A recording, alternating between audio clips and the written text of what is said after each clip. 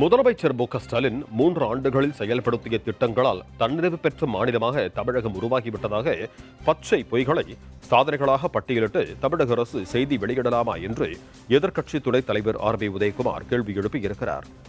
அதிமுக பொதுச் செயலாளர் எடப்பாடி பழனிசாமியின் பிறந்தநாளை முன்னிட்டு மதுரை கருப்பட்டி கிராமத்தில் அன்னதானம் வழங்கப்பட்டது. அதைத் தொடர்ந்து தொடக்கி வைத்த பிறகு செய்தியாளர்களுக்கு பேட்டியளித்த ஆர்.பி. உதயகுமார், கனவிலும் கூட நிறைவேற்ற முடியாத 520 பொய் வாக்குறுதிகளை அள்ளி வீசி வாக்காளர்களை ஏமாற்றி ஆட்சிக்கு வந்த திமுகவிற்கு வாக்குறுதிகளை அள்ளி வீசுவது கைவந்த கலை என்று சாடினார். 8, 10 மற்றும் 12ஆம் வகுப்புகளில் கருணாநிதி வரலாற்றை பாடகமாக வைத்திருப்பது கொடுமை என்று விமர்சித்தார்.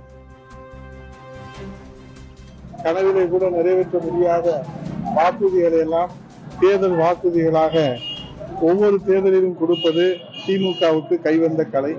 அதேபோல நீட் தேர்வை ரத்து செய்வோம் என்று சொன்ன உதயநிதி ஸ்டாலின் அவர்களும் முத்துவேல் கருணாநிதி ஸ்டாலின் அவர்களும் இதுவரை அதை நிறைவேற்றுவதற்கான எந்த சாத்தியக்கூறுகளும் கண்ணுக்கு எட்டிய தூரம் வரை தெரியவில்லை. மாணவிகளுடைய உயிரிழப்பு சம்பவம் தான் தொடர்ந்து நடந்து கொண்டே இருக்கிறது.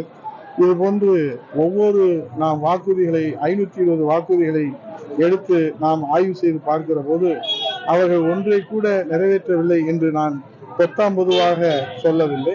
நிறைவேற்றிய திட்டங்கள் மக்களுக்கு பயன்படவில்லை. மக்களுக்கு பயன்படுகிற திட்டங்களை அரசு நிறைவேற்றவில்லை. இதுதான் இன்றைய திமுக அரசினுடைய நிலையாக இருக்கிறது.